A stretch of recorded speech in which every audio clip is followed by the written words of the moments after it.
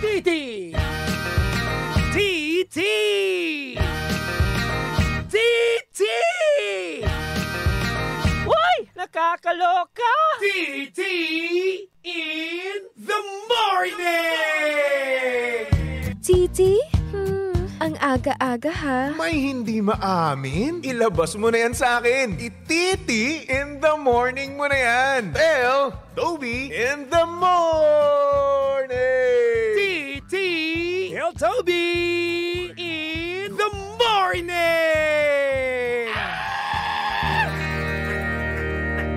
Number 1! 6.7 Energy FM!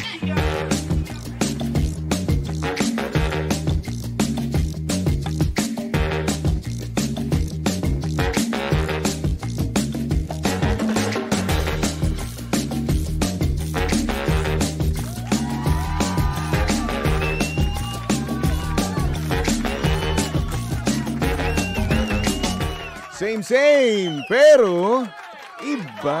We are number 1, 06.7 Energy FM Pangga. Huwag mo sabihing radyo. Sabihin mo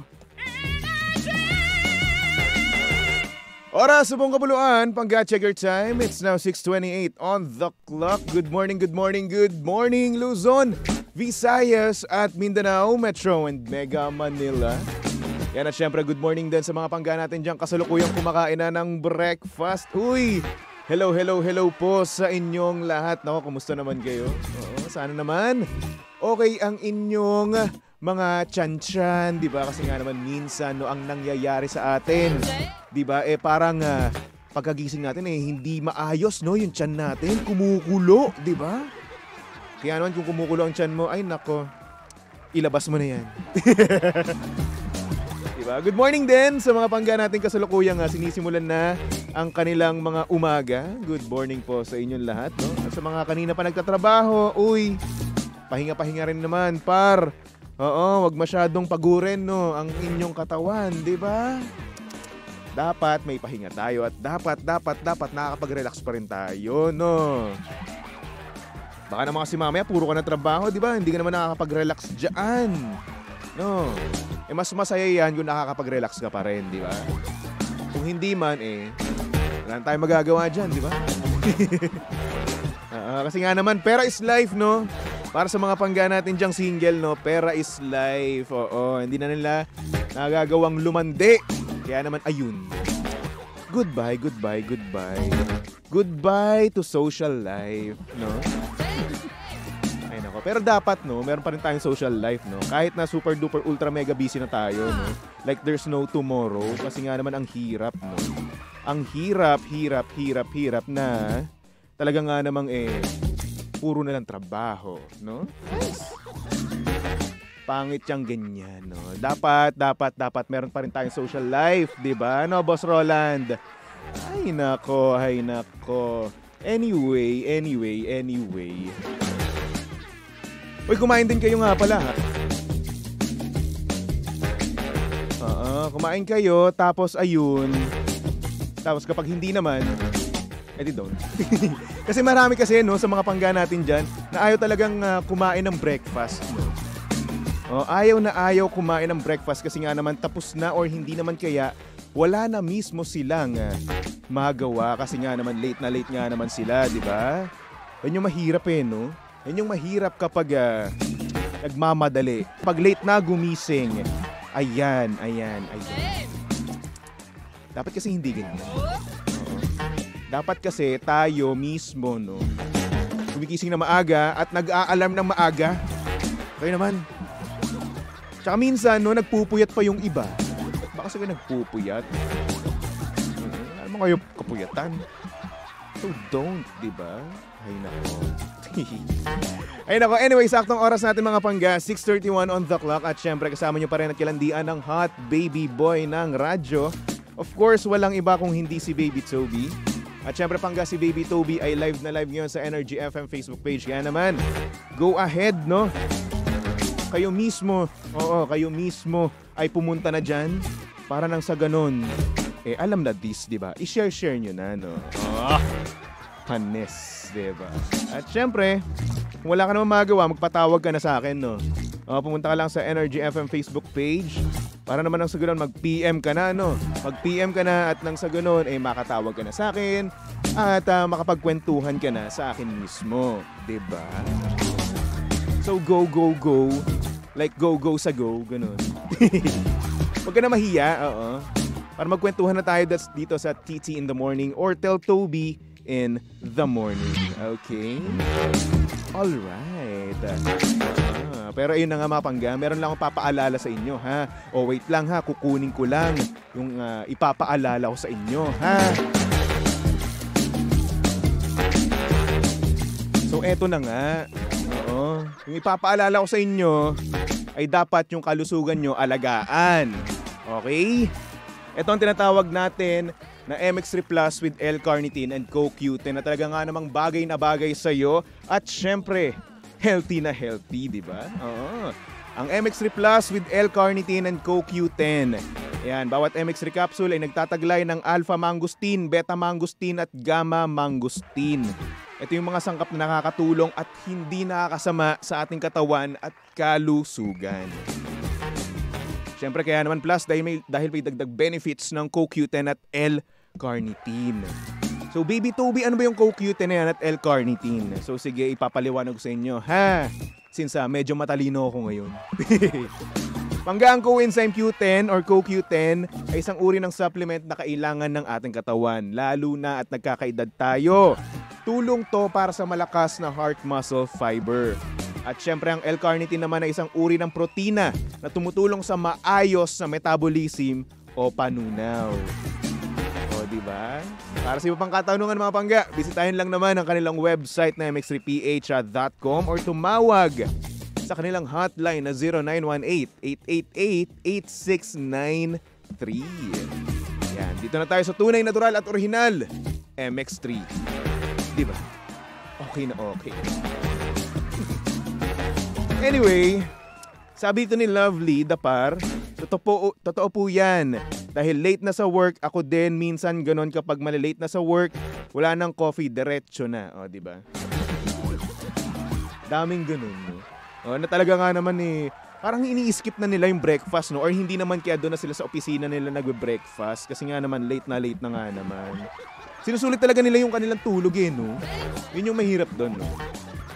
Na kung saan kailangan kang mag-skip ng meal, di ba? Kasi nga naman, late ka na, di ba? Minsan kasalanan din naman natin yan, Nagpupuyat tayo, no? So yun, matutulog tayo ng late. Tapos, pagkagising naman natin, ayan, hinaing dito, hinaing doon, di ba? Ay, nako. Ewan ko ba sa yourself? Guys. Ay, nako. Anyway, magpatawag ka na mga pangga, ha? Magpatawag ka na pangga. Pumunta ka lang sa Energy FM 106.7 Facebook page. Okay? Para na lang sa ganun, makapagkwentuhan ka na sa akin, di ba? Again, Energy FM 106.7.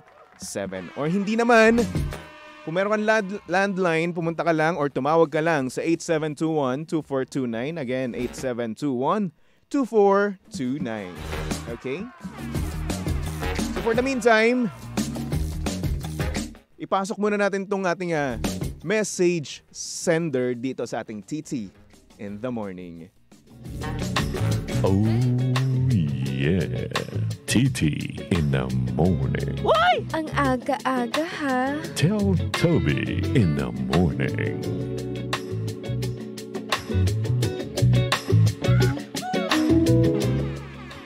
So ayun na nga, no? Good morning sa mga pangga natin dyan. Merong best friend, no?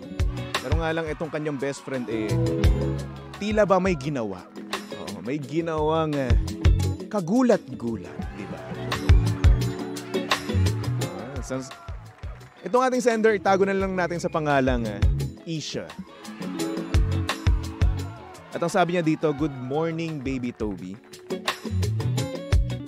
Grabe yung boy best friend ko. Nag-make ng move sa akin. As in, alam mo yung nagte-trend sa TikTok na biglang kinikiss yung girl best friend nila. Nako, ginawa niya yun sa akin. At sa gulat, bigla ko siyang sinampal. Sorry pero hanggang doon lang talaga ang tingin ko sa kanya. Boy best friend ko lang siya at hindi ko siya matuturing na isang jowa. Ang sama ko ba, Baby Toby? Na hanggang doon lang ang tingin ko para sa kanya? Siguro ang sama ko sa part na sinampal ko siya at hindi ko na siya pinansin. Well, anyway, maraming salamat, Baby Toby. At sana naman matulungan mo ako.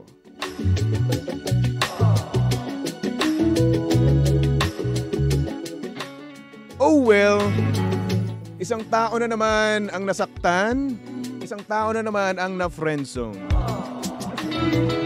Well, siguro hindi naman kasalanan to ni ng ating sender na si Isha. Kasi kung hanggang doon lang naman talaga, what can we do, di ba? What can she do? No? Minsan kasi ang nangyayari, no? Sobrang close nyo ng isang tao, no? Na-fall. Na-fall tayo na kung saan parang nasanay tayo na palagi natin silang kausap. At minsan, di ba, yung mga action nyo mismo ay talagang kakaiba na, di ba? So may tendency talagang ma-fall tayo, di ba? So ayun. Eto sigurong kanyang boy best friend, no? Hindi na nakapagtimpo. At talaga nga namang ginawa niya yung nagtitrend sa TikTok na hinahalikan bigla yung kanyang best friend, di ba? O siguro iniisip, no? Iniisip na baka mamaya gusto niya rin ako, di ba? Iniisip na baka mamaya kapag ginawa niya yun, no? Lumaban din. Di ba? So syempre kapag lumaban din naman yun, yung kanyang girl best friend, no? The goods, di ba? Yung minimithi niyang tao ay mapapasa kanya, di ba? Kaso hindi, sinampa. Dala na nga lang din ng gulat, di ba? Oo, wag naman kayong masyadong dun sa sa ating sender, no? Nagulat lang naman talaga siya. At syempre ikaw ba, di ba? Kung bigla ka bang hahalikan, ano yung initial na reaction mo, di ba? Yung tipong hindi mo naman ine-expect, di ba? Ba, syempre ikaw bilang babae, sasampalin mo rin, di ba? At boys, wag naman tayo bigla-biglang nanghahalik, ha? Di ba? Kailangan din mo may consent niya, di ba? At syempre kailangan gusto niya rin, di ba? Bakit naman yung ganun? Di ba? Kahit sabihin na natin best friend mo yan, di ba? Kahit ng best friend mo siya, kahit kung ayaw naman niya, di ba? Wala tayong magagawa dyan. Sabi nga ni Mariah, platonic lang pala. Yun yung masakit doon. Hanggang doon lang talaga kayo best friend, di ba? Sabi naman ni Mark Lawrence, depende daw po kung pogi yung hahalik. Ganun na daw yung standards. Uy! Grabe naman kayo. Hindi naman sa ganun yun. Oo. Naalala ko, naging issue rin to dati, di ba? Naging issue to dati sa isang noontime show, no? Na kung saan kapag daw ay may itsura, no, okay lang, kikilig-kiligin, di ba? Pero pag daw walang itsura, parang ma-offend, ganun. Hindi naman sa ganun yun, no. Mapa may itsura man ang lalaki o hindi, no, or wala, di ba? Kailangan pa rin ng permiso, di ba? Kailangan pa rin ng permiso ng yung babae bago mo gawin yung mga bagay-bagay. Di ba? Huwag ganun! Gentleman tayo, di ba? Ang gentleman, no? Ang gentleman ay humihingi muna ng permiso, di ba? Bago mo gawin yung gusto mong gawin. Di ba? Good boy tayo. Di pa tayo nawawala, di ba? Marami pa tayo dito. Oo. Nag-i-exist pa rin kami, di ba? So yun, ang sakit man nito, no?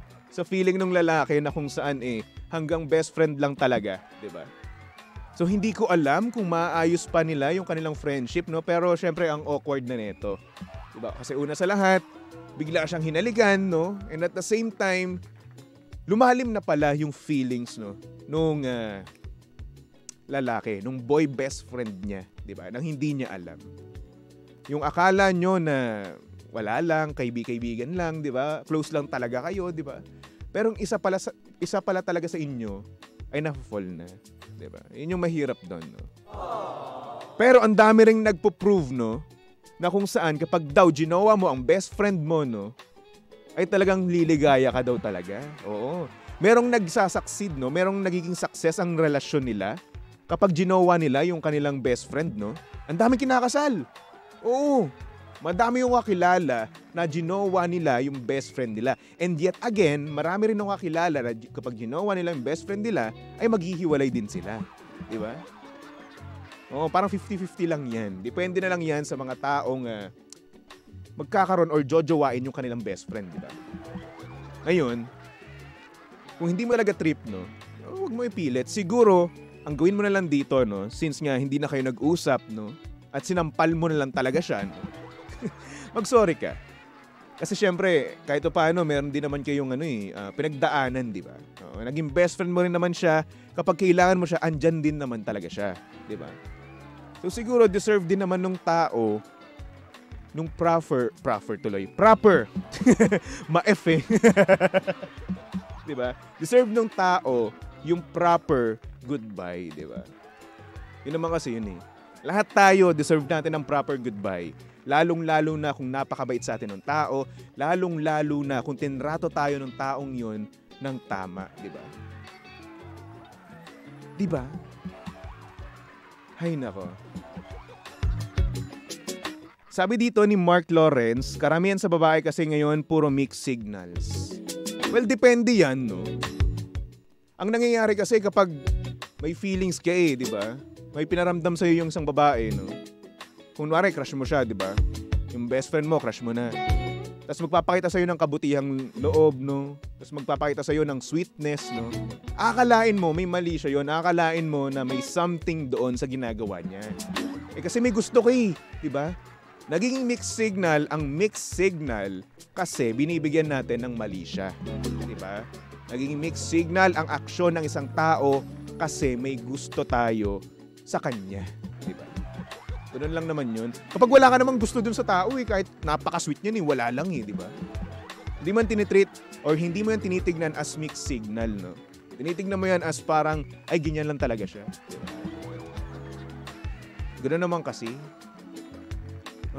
Malisyoso lang talaga tayo. So, in short, tigilan natin ang pagiging malisyoso. Okay? At malisyosa. Minsan nakakapatay yan Nakakamatay yan. Lalong-lalo sa utak mo. Kung ganyan lang talaga yung kaibigan mo, then don't. Cut mo na yan. Okay? Minsan kasi marupok lang talaga tayo no? Pokmaro lang talaga no? Konting pakita ng pagkembot, effort, no? Wala na. I love you na agad. Dapat hindi ganun. And yes, alam ko rin naman na mahirap pigilan, no? Pero wala na tayong magagawa. Minsan nakakalimutan natin kung ano ba talaga tayo, no? Pagdating sa pag-ibig, no?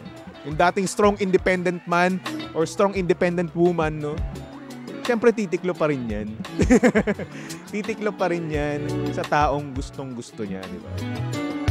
At makakalimutan mo kung ano yung pagkatao mo mismo. Kaya yun sa ating sender, no? Pausapin mo siya ng matino.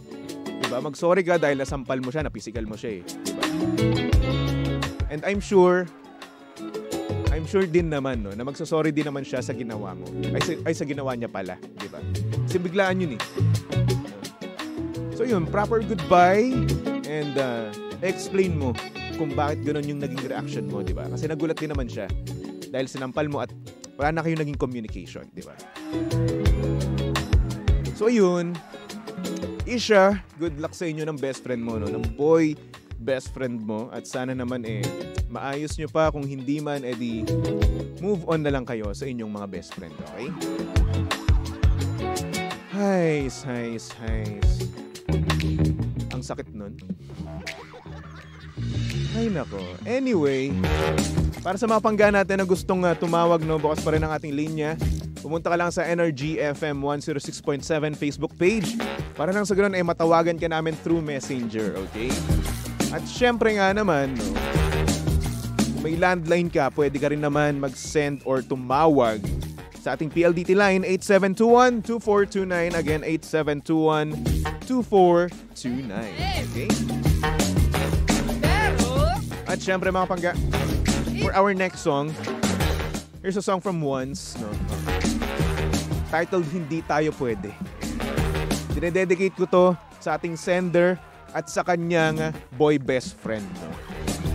Hindi tayo pwede.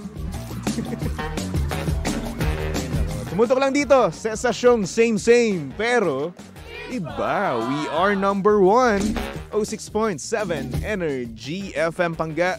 Huwag mo sabihing radyo, sabihin mo.